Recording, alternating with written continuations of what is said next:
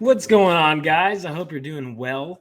I'm excited to say that I saw the Super Mario Brothers movie the other day on Easter, actually, and I really liked it. I thought it was a lot of fun. That's one of the things, is it was just pure fun going to the movies, and it's a simple thing, but it's a nice thing, right? So, what did I like about it? Well, for starters, it really felt, and I'm going to say this because, a lot of adaptations can go either which way.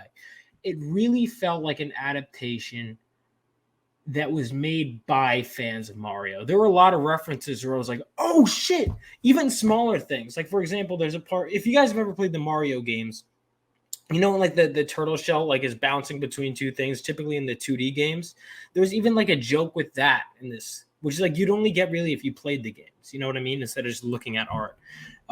There's a lot of visual references, even down to like Mario Kart. There's a Mario Kart section in this movie that I'm not going to spoil all this stuff, but it's just you see a lot of stuff where I'm like, that's Super Mario Odyssey. They have like the Cap Hut and like the Toad world, or like the Toad area of the Mushroom Kingdom. You've got all this stuff.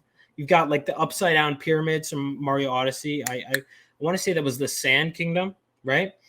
You've got all these references, and I love it. But it's not just references. This movie has a lot of heart. So going into this movie, a lot of the big concerns people had, myself included, were the cast. Now, I love Chris Pratt. I think he's great. I think he's talented and all that. But like most people, I didn't think Mario when I saw Chris Pratt. So how did he do? He did a good job.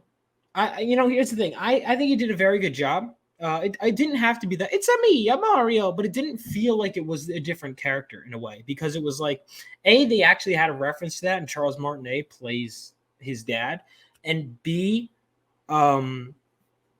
it worked in the movie. But that being said, do I think he's like the only person that could have played Mario? Not necessarily, but I think he did a very good job. Charlie Day was perfect as Luigi. Keegan-Michael Key was great as Toad. I didn't expect Toad to be a main character and a standout, but he was. But I'll get to that in a second. The way the movie starts out with the brothers in New York, and they're just these plumbers, and it's like you're like, it sucks when things are just going wrong for them. You're really rooting for them. It's this underdog story. And then they get transported, and it's a really great buildup. Now, one thing I will say that's kind of weird is that so normally they have to rescue Peach, but instead they rescue Luigi. Now, before I get to that, I will say that the dynamic between the two Mario brothers in the beginning is great. Luigi is the fact that it's like their whole family is kind of naysayers. They're these bums, they're these nobodies, but it's not like they're betraying the characters either. It feels like an origin story that we never saw. It's weird. It feels like a natural extension. It really does feel like a natural extension of Mario lore. It feels like, and I'm not saying I'm a lore expert. It like I'm sure they changed some stuff, but it did feel like like I could see the Mario Brothers having lived like this prior to the first game, when they were the Mario Brothers as we know it. I like that they're even branding themselves the Mario Brothers, and that the outfits, that is their brand, right? They even make a joke. Why do you wear white gloves when you're plumbing? And they're like, it's branding. The L and the M, it's branding. I love that. I think that was fantastic. I think there was a lot of stuff that really worked in this movie. Like I said, the dynamic between the brothers, which is why it sucks when Luigi gets kidnapped, that they have to save him. Now, here's the thing. It sucks in the sense that we're motivated. We're like, come on, we got to get him back. But it is weird. I didn't even realize it was a swap out for Peach right away. But it was, I guess. They're going to rescue Luigi instead of Peach. And so Mario goes to the Mushroom Kingdom. He actually winds up there where he meets Toad, who, again, standout character. I did not expect Toad to be standout. And there's a ton of Toads in the movie, and they have different voices, which I like. But the main Toad is it's Keegan-Michael Key. Sorry. Key from Key and Peele. And he does a great job. And what I like is, you buy that he comes along with his adventure for the most part. There are some shenanigans, but, we'll get into that. But so Mario gets taken to the Mushroom Kingdom. He breaks in, and you see Princess Peach. And what I like about this version of Princess Peach is in so many of the Mario games, people are always joking like, how the hell does she even run a kingdom? She sucks. She's always getting kidnapped. And they even reference that the Toads are. Let's put it this way: they're not very threatening, right? Um, but she is like regal. She feels like she could be a leader. She feels like a fierce leader, but she's still feminine. She still wears pink and all that. But yeah, I like Peach in this movie. Now, I also liked when she first meets Mario and she's like, "Hey, if you want to go on this adventure with me, you gotta do this obstacle course." And then it's a 2D Mario obstacle course, and then she clears it. And I was like, "Oh, she's better at platforming than Mario." But I was like, I guess that makes sense given the fact that this is like Mario's origin story, right? Because I would think that Mario is typically more competent than Peach, but in the context of this movie, it does make sense because it's kind of like she's established, right?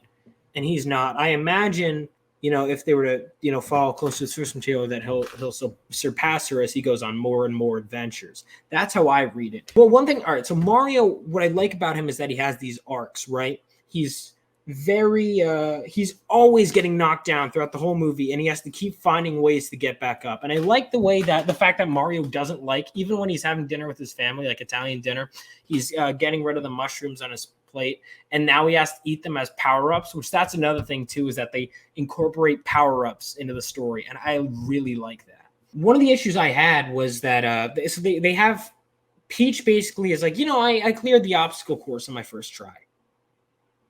Come on. Really? Bullshit. Like, because one of the things I liked about this movie is that he's constantly training. She goes, but I grew up in the area, so it made sense to me. And he goes, oh, you're just saying that to make me feel better, aren't you? And she goes, yep. And it feels like those were just comedic lines, comedic throwaway lines, right? That weren't meant to have a deeper meaning. But it's one of those rare instances, because I think the movie mostly does a good job. But it was a rare instance where I was like, what could have been a good moment or a good explanation was sacrificed for a joke that wasn't even that funny. It's here's the thing about that, right? I could buy Peach being better at the obstacle course than Mario, but her saying she cleared it on the first try, it's like, come on. Even if she was raised there, they showed the Mushroom Kingdom. It's not exactly, at least in the context of this movie, some intimidating place to live. I mean, you've got toads are like the primary population, So I didn't buy that. Bowser enemies were in their own place, right? Also, even if she did live in that area, you'd still have to train to get through an obstacle course. I just think that was a stupid detail. It felt like, what it honestly came across as in that moment. And I don't think the whole movie was necessarily like this, but it felt like they were overcompensating because Peach is a damsel in distress to a T. I don't think there's anything inherently wrong with that. Although I like I said, I think the Peach in the games sucks.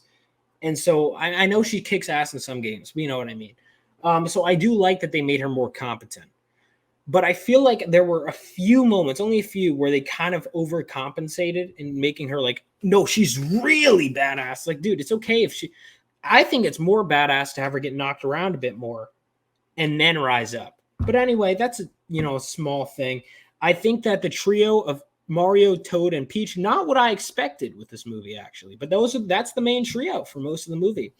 Well, actually, not even for most of the movie, for a sizable portion. And they worked, man. They had great chemistry, the way they played off each other. One thing I really liked is that Peach, she was very kind to Mario. And when she makes him train, she's like, you have to make sure you're good enough, which I didn't think about this until after when I was watching her review. It is weird that she's like, Mario, you have to train to be somebody. But Toad, you could just come right along. It seems like this is a Toad that she doesn't even know, right? You could just come right along. But it worked anyway.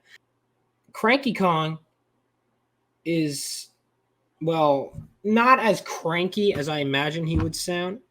I like the cameo from Diddy Kong, Dixie Kong, and Chunky Kong. I did not expect them to show up.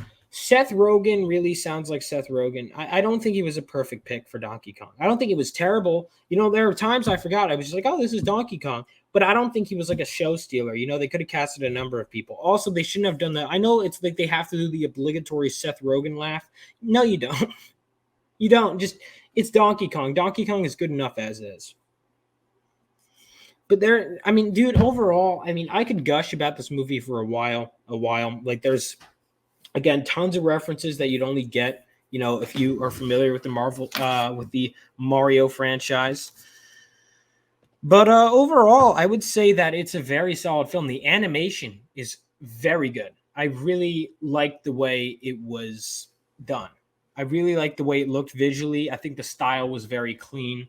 I think it worked very well in this 3D environment. I like the character designs, that they're a great mix of like this. It's very cartoony and very true to Mario in a good way. I really liked it. The voice actors are a mixed bag. But I'd say for the most part, that bag is good, right?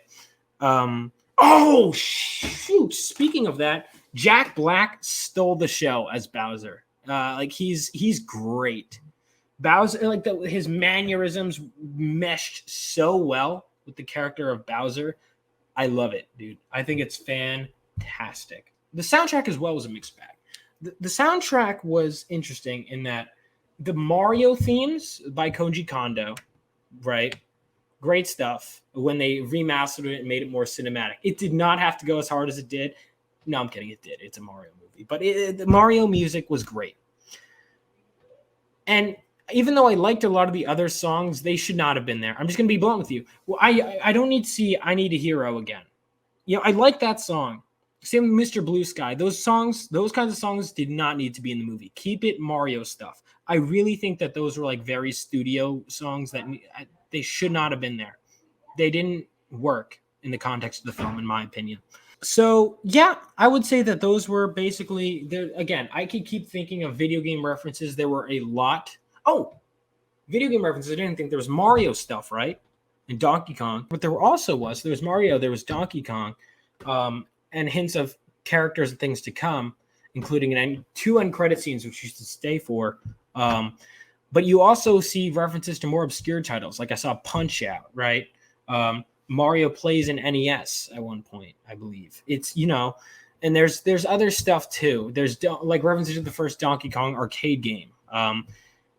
It's really something special.